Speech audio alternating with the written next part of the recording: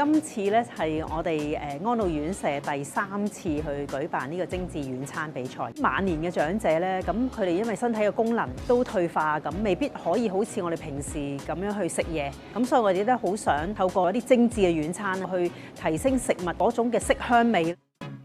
咁啲老人家好中意食東坡肉，不如整個遠餐俾啲院友食啊，等佢唔使成日食糊啊、面字。老人家入住咗我哋嘅院舍咧，我哋都希望佢咧能夠添福添壽，開開心心、健健康康咁樣。真係好有冬菇味，老人家一定識到。真係啲味道好好。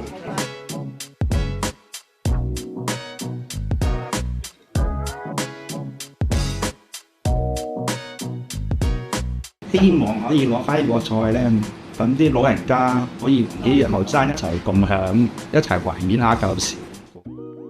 計埋甜品12樣，因為平時佢哋食嘅嘢係一個菜、一個肉、一個湯咁樣，即係每天都係咁樣。我想即係一次過可以俾佢哋，好多味道喎，好多款式喎，可以食到喎。哎呀，我好耐冇見過隻雞翼個樣啦，我好耐冇見過鮑魚個樣啦。我呢個菜式咧叫陣陣有詞，係煮鎮公骨，希望啲公婆婆婆食完之後有胃口啲食嘢。我哋自己就揾錫紙去整不同大細嘅模，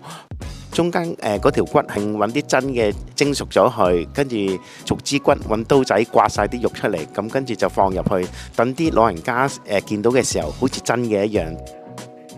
佢見到一個咁像真嘅一個食物，就算佢可能呢份未必離開到院舍，咁但係佢喺院舍嗰度都可以喺呢個嘅味覺底下，佢可以勾起翻一啲嘅回憶。佢哋都好少即係會食到啲甜品啊嘛，有啲時候俾佢哋試下都無妨嘅，等佢哋開心啲咯。出街食嘢你見到哇喺五顏六色啊，或者點樣哇好豐富咁，你突然間你唔想食，你都變咗想食啦。其實咧都全靠咧各位廚師啦嘅努力，同埋其他同事一齊用心去研發一啲好精緻啦，亦都好美味嘅食物出嚟。咁我哋咧嘅院友咧先可以得益，令到佢哋咧喺婚姻困難衰退嘅時候咧都可以食到一啲美味嘅食物啦，亦都能夠食得安全啦。咁展望未來，我哋當然就係希望咧，透過我哋多啲嘅培訓啦，多啲嘅大家嘅觀摩啦。我哋雖然未必能夠做到咧每一餐都去做啲咁精緻嘅遠餐，咁但係我哋都希望咧去發掘多啲嘅機會咧，用好我哋啲資源啦，咁就去做多啲嘅遠餐俾我哋啲長者去品嚐。精緻遠餐美